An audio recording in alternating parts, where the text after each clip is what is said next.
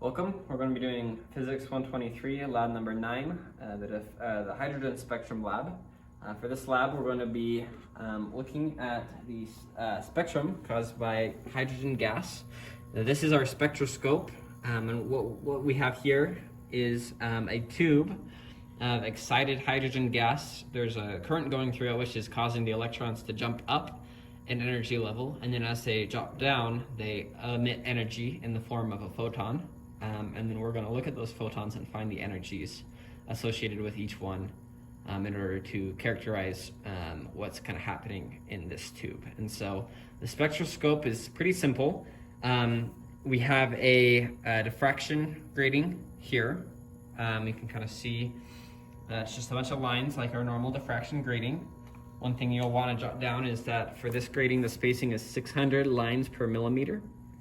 And so this is how many lines are in each millimeter, and so we'll need to convert that to the spacing between two lines. You can look at your Lab 7 sheet for how to do that.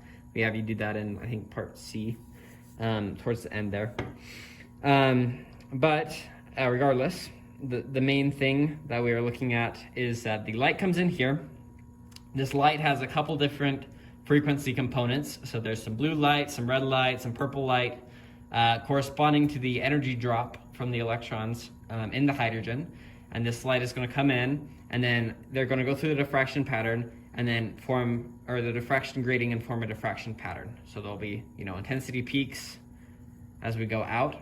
And we're only interested in the first order, okay? So we can set m equals 1. We're just looking at the first peaks off of the normal there. If you'll remember, the diffraction pattern is actually dependent on the wavelength of the light. And so we're going to get the spacing between the points is going to be different based on the wavelength. And so as we measure the spacing, we can find the wavelength. And that's what you're going to be doing for part A, is showing how, based on your understanding of normal just diffraction through a pattern, like what we did in Lab 7, how to find the wavelength based on that angle of the first order. And we're actually going to be able to measure that angle with this spectroscope. So what we're going to do is, in a second here, we're going to turn off the lights and cover this up just to protect ambient light from going through the grating and messing up what we're seeing. And then we can look through this telescope. And this telescope right now, it's just looking straight on. So it's just the pink light coming from the hydrogen. But what we can do is we can turn this, and then once we get to the angle where that first order diffraction peak is for one of the wavelengths, we'll be able to see just that light, like the blue light or the red light, in the spectroscope. And so then we can look here, there's a nice little scale, and there's a little magnifying glass to help you see it better. But it's a little bit dirty. But this zero, when the zero is straight, it's at 180. And so if we're going to the left, we can see, like if it were here, this is at an angle, I would say theta equals 10, right? This angle 10 degrees off of the straight axis. If you go further, it would be 20 degrees, would be 160, since when we're straight, we're at 180. Do the same thing if we're going the other way, right? There's 10 degrees to the right, 20 degrees to the right, etc.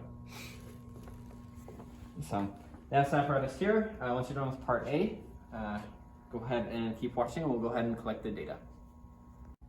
Okay, so for the data collection here, what we're going to want to do is create a list of the colors of the light that we're looking at, and then the angle from the straight axis that they are forming. And so I've already gone ahead and adjusted it to see our first line. Now there's going to be two purple lines, and so you could denote this as, maybe there's one that's a lot fainter than the other. So you could say purple faint and purple strong, or purple weak, purple strong, to denote these lines, just because they're both violet. You can look. We can try to show you what's going on here if we turn off the lights. I can try to show you through the camera. This one might be a little bit too faint. The other ones we should be able to show. Oh, there we go. Okay, so here are the two purple lines. So right now, I've aligned it so that the faint one to the left, it's kind of flashing in and out, but the faint one to the left is what's centered. and the stronger one to the right is the next one that we'll do. And so we turn on the lights again. For this faint purple, here's our angle measurement. Again, you're gonna want to get it focused here. You're gonna wanna look at the zero, this top zero up there, and then the angle that forms, okay? And then that's gonna be, so this one would be about so this is 200, 190, so this would be 195. Each tick mark is 0.5, and so this would be 194.5. And I'll let you read the other ones on your own. If you need to pause the video, you can, but this one's 194.5. Now remember, when it was lined up, the zero was at the 180, so you'd want to take 194.5 minus 180, and then that's going to be how far to the right we are. One thing that you also want to note is that we'll get these 4 lines going to the right, but then we can also see the same 4 lines going to the left. And theoretically, these angle measurements should be the same, so you'll have 8 columns in Excel that you're going to want to do calculations to find the energy of the light in each of these components. In the end, you'll want to average the 2 weak purple, the 2 strong purple, and then the 2 blue and the 2 red ones, just to get a little bit more accurate measurement. And so what I'll do here is move on to the next one, center it, and then we can show you what it looks like through the spectroscope, and then you can make the angle measurement. And we have 8 measurements here, right, 4 to each side. And so we'll just pause the video so you don't have to watch me finding them each time, but I'm just gonna adjust it. There's a crosshairs in here that I'm lining up to be in the center of the line. Once that's lined up, we'll pull the video back up and show you what it looks like and let you make your angle measurement. And so that's how we're gonna go ahead and collect the rest of these 8 data points. Okay, here's the strong purple line, the second one. You can see it there. Here's the angle for this one, the second strong purple when going to the right. Okay, this one may look similar to the naked eye. It's clearly kind of a teal, a blue color, while the other one is violet. In the camera it's kind of distorted, so they kind of look similar, but this one is the blue line, the third one to the right. And here's the angle measurement for this third blue line to the right. Okay, and here's the fourth line, the red line to the right. This is one of the stronger lines. And here is the angle measurement for that fourth line to the right, the red line. Okay, now I'm going to, those are the 4 lines we're interested in. I've reset this so that it's at 0 equals 180. We're looking straight on. And now I'm going to find the same lines except going to the left. And so you can just, label the color the same as you did before. You could denote it left or right if you wanted to. And the end of this section, what you'll have is an energy for each of the lines to the right and an energy for each of the lines to the left. And those 2 energies should be roughly the same for each color. And so then you can just average them to get a more accurate one, because there is some uncertainty as I'm moving this, right? There's some uncertainty in the precision of our angle measurement tool.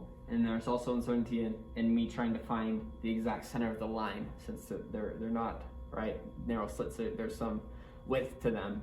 And so I may not be right in the center, right? And so this is we're averaging to get rid of some of that inherent uncertainty in our experiment. Okay, so I found the first line to the left. This is the light purple line. You already saw what the lines looked like, and so we're not gonna bother showing you again. We'll just show you the angle measurements. But again, this is the first line to the left, which is the weaker of the 2 purple lines. And this time, we're measuring how far to the left from 180 we are. And so it'd be, 165.5 about. And so it'd be 180 minus 165.5-ish would give us our angle measurement. And you can be more accurate than 155.5-ish. That one might look like 0.6 perhaps. I don't know, you can make your own judgment call on how accurate you want to be there. But again, first line to the left, the weak purple is at that angle. Okay, here here is the angle for the second line to the left, the strong purple. I've adjusted it to be centered in the crosshairs, and this is the angle for that one.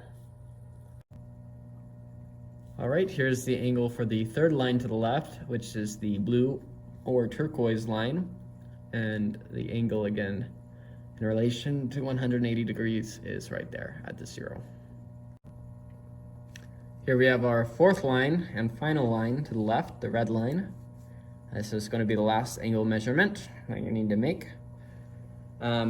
So again, you will just want to go through Excel. You should have a column for the color, and you'll have duplicates, right? Like blue to the left, blue to the right, etc. So 8 total entries there.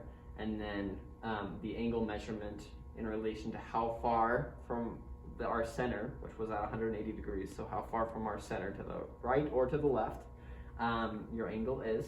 And then from there, you can do a formula in Excel for another column, make another column, enter in a formula to find the wavelength based on this angle, which we should have derived the formula for that in part A.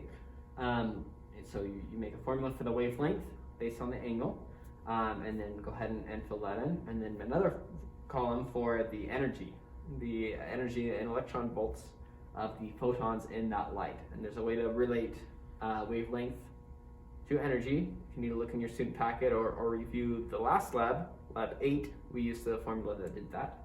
And then, so in the end, you should have the different colors and then their energies, and then for each color, you'd want to average the 2 entries from the right and to the left to make a final energy calculation for the photons from that spectral line. And so that's going to be it for part B. Part C, you'll just be trying to find those energies and apply them to the Bohr model of the atom to try to find which atomic energy levels the electrons are dropping down from.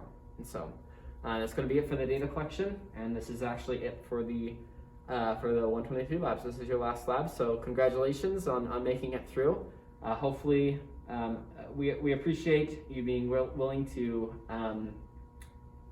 try these labs out. These last 4 were new, and they were a little bit different, probably, well, most definitely more time consuming, and we appreciate your efforts. Hopefully that even though they may have been difficult or frustrating at times, that they still helped you learn a little bit better. And we look forward to hearing your comments, whether positive or negative. Please be honest, but we look forward to hearing all your comments and input in the final Qualtrics survey that we'll have you take here at the end of the semester. So thank you, congratulations on a successful semester, and take care.